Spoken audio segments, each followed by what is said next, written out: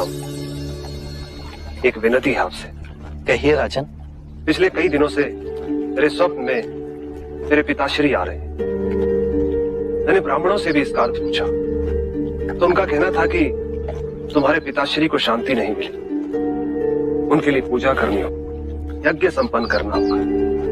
आप तो परम ज्ञान का स्वरूप है, तो विनती है आपसे कि पूजा विधि आप ही के हाथों से हो, जो मेरे पिताश्री तक पहुंचे, उन्हें मुक्ति मिले, जीवन मरण के इस चक्र से वो मोक्ष पाले। अवश्य राजन। आप मिट्टी के 2 घड़े मंगवाइए, एक में घी भरवाइए और एक घड़े में कंकड़ पत्थर भरवाइए, और उन दोनों घड़ों के मुंह कपड़े से बंधवा दीजिए और उन्हें लेकर नदी के तट पर आइए। मैं वहीं आपकी प्रतीक्षा करूंगा। मैं भी उसका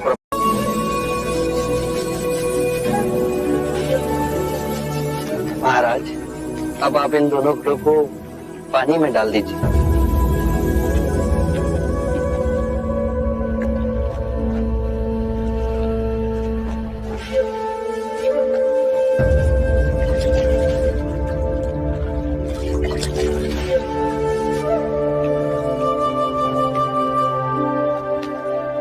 महाराज, अब इन दोनों घड़ों को आप तोड़ दीजिए।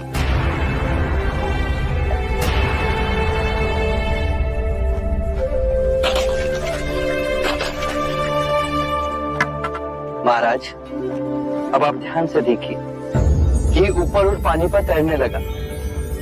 अब बताइए, मेरे या किसी और के पूजा पाठ करने से क्या ये घी नीचे बैठ सकता है? असंभव। ये तो घी का स्वभाव ही नहीं। सत्य कहा आपने। उसी प्रकार किसी भी पूजा पाठ, विधि विधान, कर्म कांड के द्वारा पानी के अंदर डूबे हुए कंकड़ पत्थर क्या ऊपर आ तैर सकते हैं? नहीं बुद्ध, ये तो प्रकृति के नियम के विरुद्ध है। तो हम प्रकृति से भिन्न कैसे हो? हम भी तो प्रकृति का ही रूप है। सत्य कहा बुद्ध। एक सत्य यह भी है राजन, यदि हमारे पूर्वजों ने अपने जीवन काल में कंकड़ पत्थर बोए, दुष्कर्म किए, तो वो स्वाभाविक ही कंकड़ पत्थर की तरह नीचे बैठ जाएंगे। और यदि उन्होंने अपने जीवन काल में सत्कर्म किए, तो स्वाभाविक ही घी की तरह ऊपर आ तैरने लगेंगे।